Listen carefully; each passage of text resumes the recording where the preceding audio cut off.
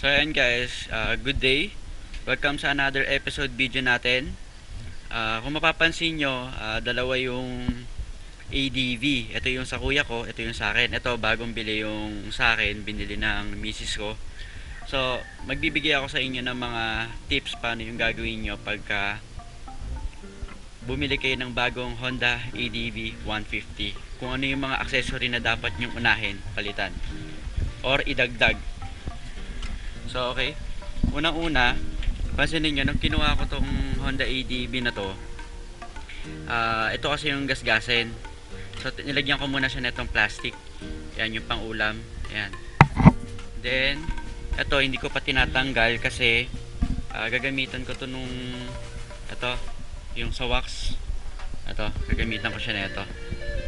Parang ceramic coating para pagka nalagyan siya ng tubig, yung para tumatalbog lang yung tubig. Ganon. Kasi napansin ko dito sa windscreen ng ADV ng kuya ko, ayan, pansin niyo, may puro gas-gas. So yun yung ipe-prevent natin sa bagong Honda ADV.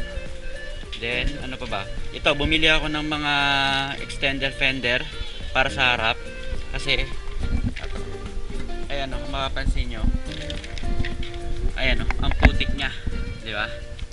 So kaya bumili ako ng extender fender. Then sa likod naman,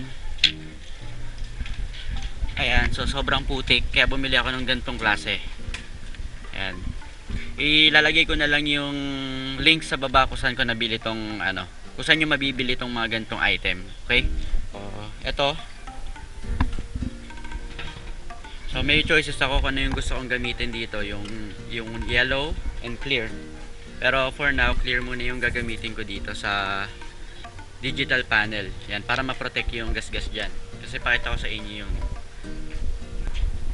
ayun, kung papansinin nyo, medyo may mga gas-gas na yung sa loob nya before pa nalagyan ng screen protector. So ayan, yan yung ipe-prevent nyo pagbili nyo pa lang ng bagong Honda ADV. So yan ang gawin natin. So yun, tinanggal ko na yung plastic, yung pinang cover ko, then inisprayan ko ng tubig. Ayan. Okay, then gagawa tayo ng improvised na squeegee. Hanap lang kayo ng mga card na ganito, lagyan lang natin ng tape. Ayan. Ayan yung mga nasa loob na tubig. Ayan, yun dyan. So unahin natin tong sa baba. Ayan natin.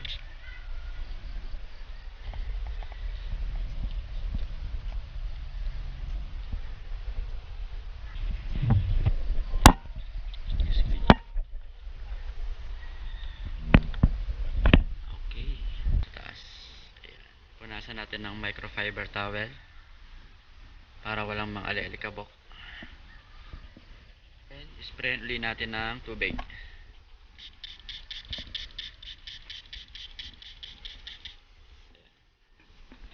So ayan, nailapat ko na, medyo mahirap pala kung tripod ngayon. Nailapat ko na yung screen protector, so lagyan ulit natin ito. Tubig. Ayan. So na yan, nakikita nyo. Yan, yung mga tira-tirang tubig matatanggal nyo gamit itong improvised na squeegee. So ayan na yung itsura nya. So ayan, nalagyan na. Punasan natin ng microfiber towel. Yan, okay. So next na natin, eto, lalagyan natin ng wax para yung tubig tumatalbog lang sa kanya. Pero ang gagawin ko muna, tatanggalin ko muna, lalagyan ko muna yung sa kabilang side, yung sa likod. Okay? So ayan, natanggal ko na yung 4 na tornilyo. Ikukuting muna natin yung kabila. Ayan.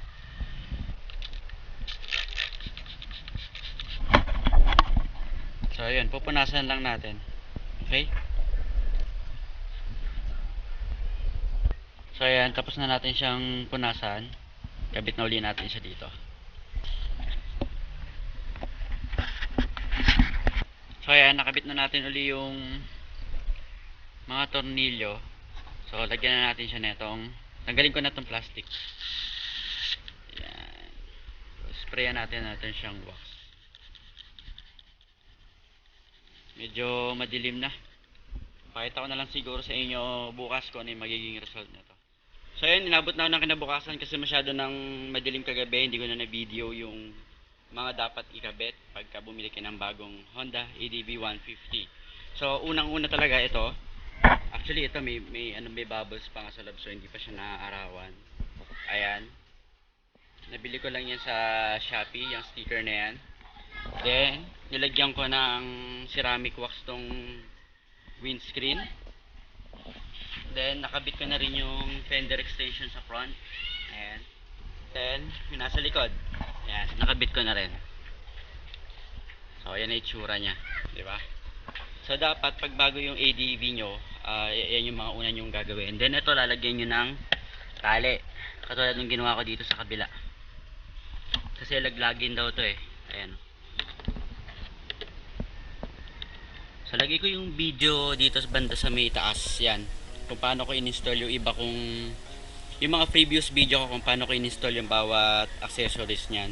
So ito na yung Honda ADV 150. Nga pala sa previous vlogs ko, hindi ko pala nabanggit na Showa shock din pala tong front ha. Kasi ayan may tatak siya doon sa loob. Showa. So, then update nga pala dito sa isang ADV namin. Ito, nagdagdag ng auxiliary light. Ito. Tsaka nagpalit ng busina. Ayan. Then ito, garnish. Actually headlight guard to eh. Ayan, yun yung mga nadagdag dyan eh. Then slider dito sa may muffler. Tsaka pala to, itong tire hugger din patawag dito. So yan lang yung nadagdag dito. Okay. So nga pala, sa pag-maintain ng susi nitong Honda ADV 150, always na pag hindi nyo siya gagamitin, ayan, lagi nyo siyang naka-red dapat, ayan. Kasi pag lagi siyang naka-activate, ayan, pag lagi siya naka-activate, iniiwan nyo lang siya na ganyan, yung susi, mabilis madidrain yung battery. So that's it. Tignan na natin kung sino yung nanalo ng ating Evo helmet. Okay, itong modular type na dual visor. Ayan. Size large. Ayan, large siya. So check na natin. Okay. Check natin. Oops. Good day, guys. Check natin yung mga comment kung sino may pinakamaraming likes.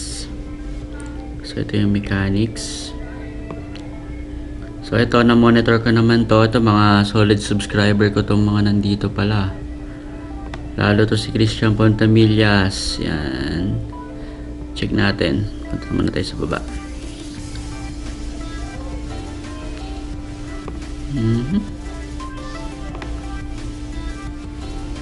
Yan na. Okay.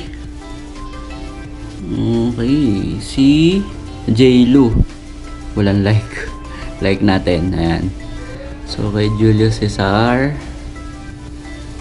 may like na 3. Kay James La Chica, may 1 like. Like pa natin. Okay. So ang date nga pala ngayon is November 2. Ayan. Mag-aalas 5. Okay.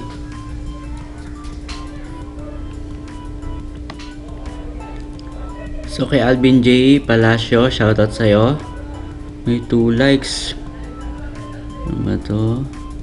Kay Alvin. 2, 2 yung comment niya. Pangatlo, 2 likes. Kay Nathaniel Blatch, 3 rin. Boss pa, pwede may content. Sensitivity. Okay, sige boss. Sige, gawa natin ng video yan. Yung ADV na yan.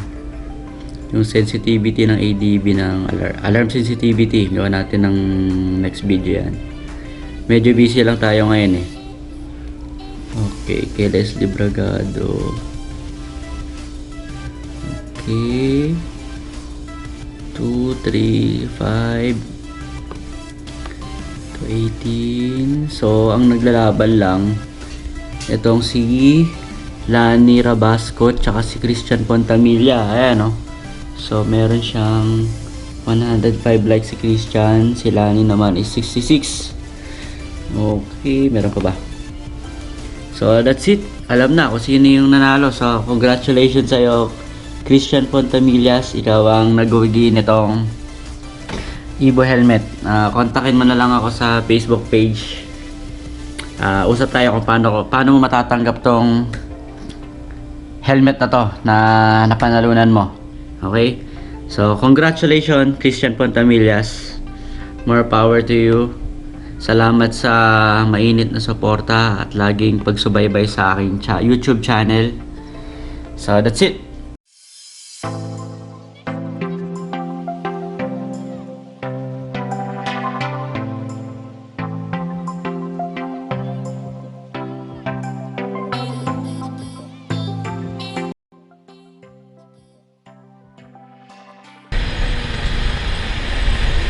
So ayun guys, papakarga na tayo simula nung nakuha ko tong si Honda ADV.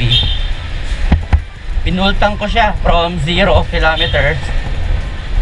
So ayan, tumatakbo na siya ng 237. So blinking na uli siya. Papakarga tayo dito sa Petron. Ayan, dito ako papakarga sa my Blaze. Wow, magkano na ba ngayon? 44 ang Blaze. So ito, second time around lang to mga paps ako magkakarga ng gasolina dito kay Honda ADV.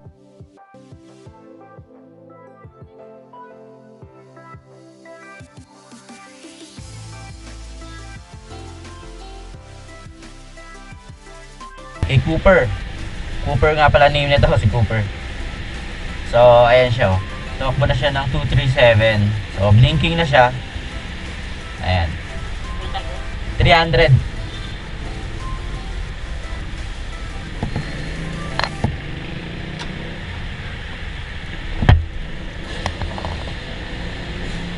Po. Okay.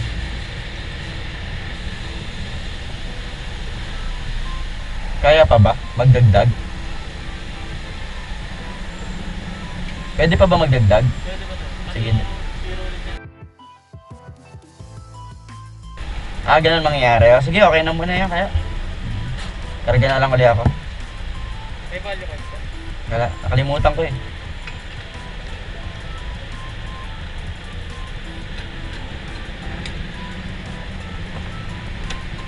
Yun, so sa 44 pesos per liter, kulang 7 liters yung nailagay sa 300 pesos.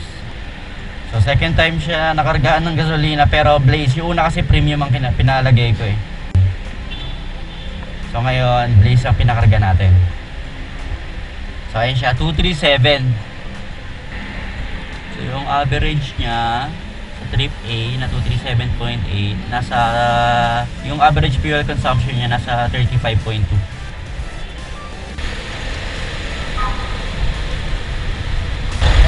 So that's it mga paps. Kung hindi ka pa naka-subscribe sa channel na to, please hit the subscribe button and click the notification bell and all para ma-notify ka sa mga upcoming videos natin. Thanks for watching!